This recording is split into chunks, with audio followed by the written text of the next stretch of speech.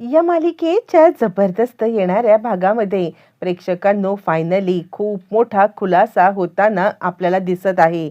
इकडे आता फायनली रागिणीला पकडण्यामध्ये यशस्वी झालेले आहेत आकाश आणि भूमी, आणि ते सुद्धा बलदेवच्या मदतीने वेळेवरती पोहोचवत अपूर्वाचा डाव फेल करत बलदेवने पोलिसांना घेऊन आलेला आहे. आता हे पोलीस अपूर्वाच्या हाताखालचे न आणता डायरेक्ट फोन करून आता गायकवाडांची परमिशन घेत स्पेशल फोर्सला इकडे आता बोलवण्यात आलेलं आहे. प्रेक्षकांनो खूप जबरदस्त प्लॅनिंग करत बलदेव, आकाश, भूमी यांनी फायनली रागिणीची रवानगी जेलमध्ये केले. काय घडलंय, कसं घडलंय पाहू.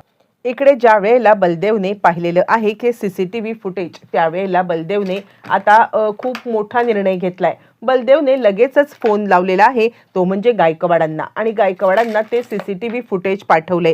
तोपर्यंत जरी गायकवाड आउट ऑफ इंडिया असले तरी सुद्धा आता इकडे त्यांनी म्हणजे ही सगळी केस ते फॉलो करत आहेत, आणि केस फॉलो करत असताना त्यांना आता समजलेलं आहे की इकडे काहीतरी अशी गडबड चालू आहे की आता रागिणी पटवर्धन यांच्या केसमध्ये अपूर्वा या खूप मोठी आता मिसगाईड करतायत किंवा मिसलीड करतायत, आणि त्यामुळे जेव्हा बलदेवने ते सीसीटीव्ही फुटेज पाहिले त्यांनी तिकडून सूत्र हलवलेत. सूत्र हलवत त्यांनी आता ताबडतोब इकडे पोलीस प्रोटेक्शन द्यायचं ठरवले भूमी आणि आकाशला. त्याच वेळेला आपण पाहिलंय की भूमी आणि आकाशने तो बोर्ड पाहिलाय सत्संगचा, आणि त्या ॲड्रेसवरती ते पोहोचलेले आहेत. प्रेक्षकांनो आता इकडे रागिणीला माहीत नाहीये की त्या सत्संगचा तिकडे बोर्ड लावलेला आहे, आणि त्यामुळे ती ह्या सगळ्या प्रकरणामध्ये पुरती अडकलेली आहे. ज्या वेळेला रागिणी या प्रकरणामध्ये अडकलेली आहे आणि त्याच वेळेला ती आता जेव्हा आतमध्ये असते तेव्हा आकाश, भूमी तिकडे पोहोचल्यावरती ते सांगतात, आत्या तू, यावरती ती सांगते, कोण आत्या, मी तुमची आत्या वगैरे काही नाहीये, मी आता ती वेगळंच नाव मी आहे साधना देवी, उगाच मला या सगळ्यामध्ये तुम्ही आत्या बित्या काही बोलू नका. यावरती आता हे दोघं जण ओळखतात, आणि तूच आहेस ती आत्या, आम्ही तुला ओळखले, उगाच या सगळ्यामध्ये काहीतरी करण्याचा प्रयत्न करू नकोस, आम्ही तुला ओळखलेलं आहे असं ते म्हणतात. पण त्याच वेळेला ती आता सांगायला लागते, मी पोलिसांना बोलवे ना, तुम्ही पोलिसातून पळून आलात ना, थांबा, आत्ताच्या आत्ता पोलिसांना फोन करते, आणि हे बघा माझ्याकडे आधार कार्ड, लायसन बिसन सगळं आहे. आता हे दोघं जण घाबरतात. हिचा ॲड्रेस समजलाय आपल्याला, पण हिचा नुसता ॲड्रेस समजून काहीच उपयोग नाहीये. जर का आता इकडे हिने पोलिसांना खरंच बोलवलं तर आपण अडकू, आणि ते दोघं जण तिकडून पळाले असले तरी सुद्धा ताबडतोब ते बलदेव सोबत कॉन्टॅक्ट करायचं ठरवतात, आणि त्या रात्री ते आता बलदेवला भेटण्यासाठी बोलवतात. त्या रात्री ते बलदेवला भेटायला पोहोचलेले आहेत. इकडे आता रागिणी विचार करते, नाही यांनी मला पाहिलंय, आणि आत्ता जर का हे इकडे आले तर मग रागिणी लगेचच आपली यंत्रणा कामाला लावते, पौर्णिमाला बोलवते, आणि तू एक काम कर, तू माझ्यासारखी दिसणारी एक बाई अरेंज कर. यावरती पौर्णिमा म्हणते, पण ते कसं शक्य आहे. त्यावरती ती सांगायला लागते, माझ्यासारखी दिसणारी इथे सत्संगला हे करणारी बाई अरेंज कर, कारण कसं आहे ती लोक आता म्हणजे मला त्यांनी पाहिल्यावरती ते नक्कीच इकडे येणार, आणि इकडे येऊन आता ताबडतोब ते म्हणजे सांगतील की इथे ती आहे म्हणून. तर मग त्यासाठीच तू आता एक काम करायचं, तू त्यांना इकडे आधीच घेऊन यायचं, आणि घेऊन आल्यावरती मग तू त्यांना सांगायचं की इथे रागिणी पटवर्धन राहतात, आणि असं आहे, त्याच्यामुळे काही चिंता करण्याचं कारण नाहीये आपल्याला. मग यावरती ती म्हणते, पण तुमच्यासारखी बाई मी शोधणार कुठून. ती सांगते, ते तुझं तू बघ, तू ती बाई शोधून आण, असं म्हणत रागिणीने आता पौर्णिमावरती सगळी जबाबदारी बरं. तोपर्यंत आकाशभूमी भेटायला आल्यावरती मग आता ते सांगायला लागतात की आम्ही रागिणी पटवर्धन हिला त्या सत्संगच्या ठिकाणी पाहिलंय. असं म्हटल्यावरती तो म्हणतो, हो, तुम्ही जरी तिला सत्संगच्या ठिकाणी पाहिलं असलं तरी सुद्धा आपल्याकडे पुरावा काय आहे. यावरती आकाश म्हणतो, नाही ना, आमच्याकडे ना कोणता फोटो होता ना आमच्याकडे फोन होता की आम्ही तिचा फोटो वगैरे काही काढू शकू, आणि त्यामुळे मला कळतच नाहीये की म्हणजे काय करायचं आहे ते आपण आता. यावरती मग आता लगेचच गायकवाडांनी पाठवलेले CBIची माणसं सुद्धा आलेली आहेत, आणि मग ते सांगायला लागतात की ठीक आहे, तुम्ही एक काम करा, आम्ही तुम्हाला म्हणजे त्या इथे गस्त घालण्यासाठी एक हे देतो, पण आता तुम्ही त्यांना पाहिलेत ना, म्हणजे कदाचित त्या तिकडून पळून जाण्याचा प्रयत्न करतील, हे सुद्धा 100%. त्यावरती आता इकडे बलदेव म्हणायला लागतो, मग आपल्याला काय करायला लागेल त्यांना तिकडून पळून जाऊ न देण्यासाठी.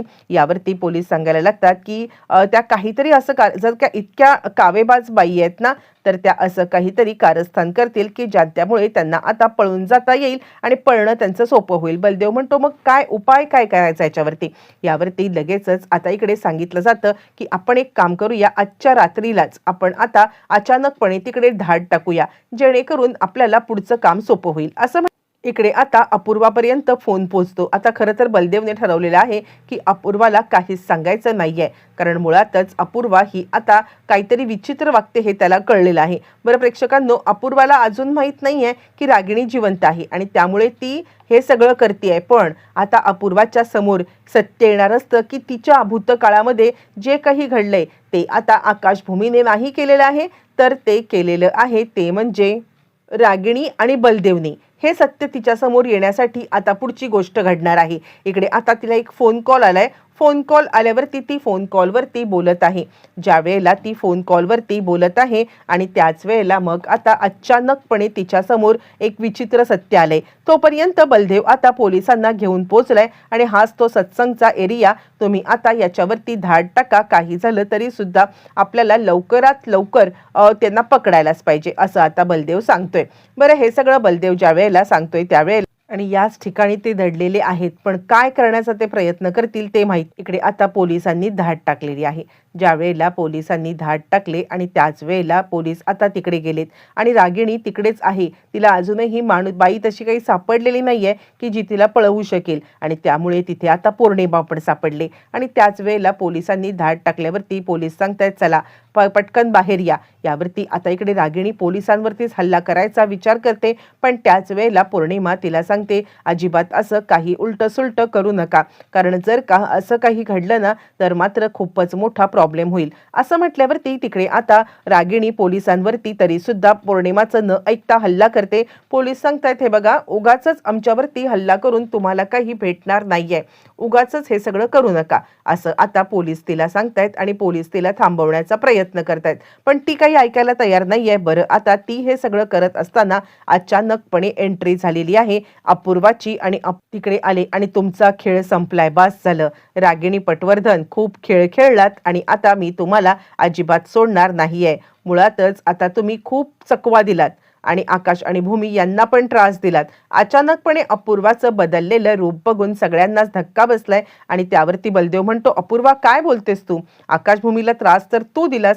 यावरती ती सांगते, बलदेव तुला माहीत नसेल तर मी तुला सांगते, आकाशभूमीच्या वतीने यांनी अनेक गोरगरिबांना लुटलेलं आहे, त्यातलीच मी सुद्धा एक आहे. यांनी मला सुद्धा लुटायला बाकी नाही. आणि ती आता रागिणीला पकडते. रागिणीला पकडल्यावरती ती सांगते, हीच ती बाई आहे, याच बाईने माझं घर बर्बाद केलं, माझ्या आईला पण हिनेच किडनॅप केलेलं आहे आणि आता मोठी साळसूतपणाचा आव आणून इथे बसलेली आहे. ही तीच बाई आहे ज्या बाईने मला आता इतक्या वर्षापूर्वीपासून पोरकं ठेवलं. ही तीच बाई आहे ज्या बाईने मला आता म्हणजे माझ्या कुटुंबाला पूर्णपणे उद्ध्वस्त करण्याचा प्रयत्न केला, असं म्हणत तिला आता पोलिसांनी रागिणीला पकडल्यावरती मग आता इकडे आकाश आणि भूमी तिच्या बाजूला आलेत आणि ते सांगतायत की जर का आता इकडे रागिणी आत्या जिवंत आहेत तर मात्र या सगळ्यामध्ये आम्ही दोषी ठरतच नाही ना, आमचा काही दोषच नाहीये, असं म्हणत त्यांनी आता आपली बाजू सेफ केलेली आहे. प्रेक्षकांनो, एका बलदेवने खूप मोठा डाव खेळत रागिणीला तर अडकवलंय, पण आता इकडे अपूर्वाला ही बातमी देणार कोण होतं की रागिणी पटवर्धन यांनीच हे सगळं केलेलं आहे. तर अपूर्वाला ही बातमी देणारं दुसरं तिसरं कोणी नाही, ती होती पौर्णिमा. पौर्णिमाला रागिणी पटवर्धन यांचा गेम करायचा आहे आणि ज्या वेळेला पौर्णिमाला रागिणीने सांगितलेलं असतं की तू माझ्यासारखी एक बाई निर्माण कर, असं कर तसं कर, नाहीतर तुझं सुद्धा भांडं फोडेन, त्याच वेळेला पौर्णिमा सावध होते, बाहेर येते आणि ती फोन करते, स्वतः सेफ राहते आणि अपूर्वाला ती सगळं सत्य सांगते की या बाईला अडकवण्यासाठी मी हे करत होते, कारण पौर्णिमाने डबल गेम खेळलाय. प्रेक्षकांनो, जर का आता ह्या बाईची साथ आपण दिली तर आपण सुद्धा या सगळ्यामध्ये अडकू, हे तिला समजलेलं आहे आणि याच कारणासाठी तिने आता हे सगळं डाव रचलेलं आहे.